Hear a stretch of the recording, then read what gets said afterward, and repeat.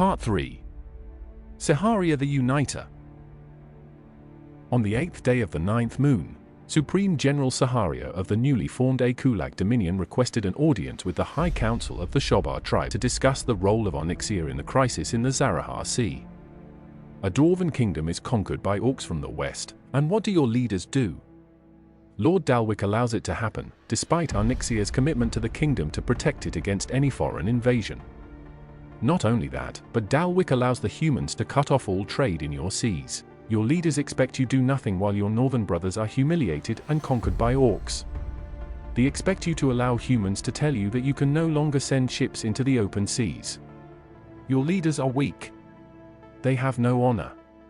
Dalwick is weak and has no honor. The High Council is weak and has no honor. The mighty tribes of Onyxia are not weak. The people are not weak. We have honor. The elves and orcs of the west are invading the Midlands, using a dwarven kingdom to ready their forces. We must act now, not stand by like the humans, while the orcs expand their power. Not wait until Onyxia becomes like Hannibal. Like King Ford. We must unite all the tribes of Onyxia and sweep these orcs from our seas and send them back to where they came from. Ever since her victory over the Despotate, Siharia had grown increasingly popular among the dwarfs throughout the world. Not only for her strong pro-dwarven rhetoric, or her outspoken antagonism to the block invasion of King Ford, or her opposition to the League blockade of trade in the Zarahar Sea and Onyxian Union acquiescence to it, but also because of the Dominion's considerable growth in wealth and power due to the rise of pirate action in the Sea of Fire. As the Federation began mobilizing their forces to their northern borders, they largely vacated their presence in the Sea of Fire and along the major trade routes through Serpent Strait and Alas, leaving a vacuum for pirates and warlords to fill. Siharia took full advantage of this vacuum as she began covertly, through pirate proxies, taxing nearly a quarter of ships passing through Serpent Strait. This led to many altercations with coalition forces in the region, but without a major presence of the Federation in the strait, the coalition had lost most of its teeth outside of the walls of the 4 minor kingdoms within the strait. This rise in pirate attacks in the Sea of Fire and Serpent Strait also benefited the Kingdom of Siharia as they too began taxing trade through pirate proxies. And the Athian Empire began doing so as well in the Sea of Dunes and the Southern Sea. The Empire would actually go even further when on the 10th of the 10th moon, they set up a blockade of all ships through the Strait of Fire, taxing every ship that passed through the strait. This, the Empire claimed, was in response to the League's northern blockade. Siharia spent the entirety of the 9th and 10th moon sending envoys to the Shobar, Argaz, Karb and Zabar tribes of Onyxia, and to the tribes of Yukas and the Japagian Federation, as well as to the minor kingdoms in Serpent Strait and even to the Kingdom of Siharia, trying to shore up support for sending a fleet of ships to the Zarahar Sea to challenge the League blockade, and to liberate the dwarven kingdom of King Ford from the hegemony.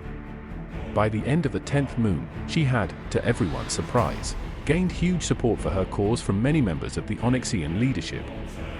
On the 29th of the 10th moon, she made a bold move, when she assembled a fleet of 26 Class 2 warships and 2 Class 3 warships, where she led aboard her flagship the Red Lordess, in Zanarg. She sent word to the tribes of Onyxia that her intention was to sail for King Ford on the 1st of the new year, in defiance of the League blockade and liberate the kingdom from the orcs of the west, and that all who wished to join her would forever be remembered in the history books. Had no one joined her, this would have been a huge blunder by Siharia, as she would have either had to face the far superior Gontar fleet in King Ford and be humiliated or reveal her bluff as she reached the League blockade, and turned back. However, through her contacts in the Union, she was confident that she would garner enough support to pressure the Union and the League to do something about the Gontar forces in King Ford. Her armada set sail on the 2nd of the 1st moon of 1374.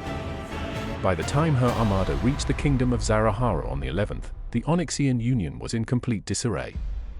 Over a dozen Onyxian ships from the Shobar and Arags tribes had joined the Dominion armada in Bilgerharb. A fleet of 19 Onyxian warships was sent to the dry sea to apprehend the captains of the Onyxian ships in the armada, led by the well-respected Onyxian Admirals Rogor aboard the Class 5 Onyxian battleship the Vergox Nor.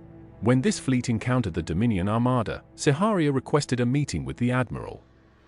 While Siharia's reputation as being brilliant preceded her, Admirals Rogor, and the other Onyxian captains that participated in the meeting would later recall being awestruck by her presence and persuasiveness.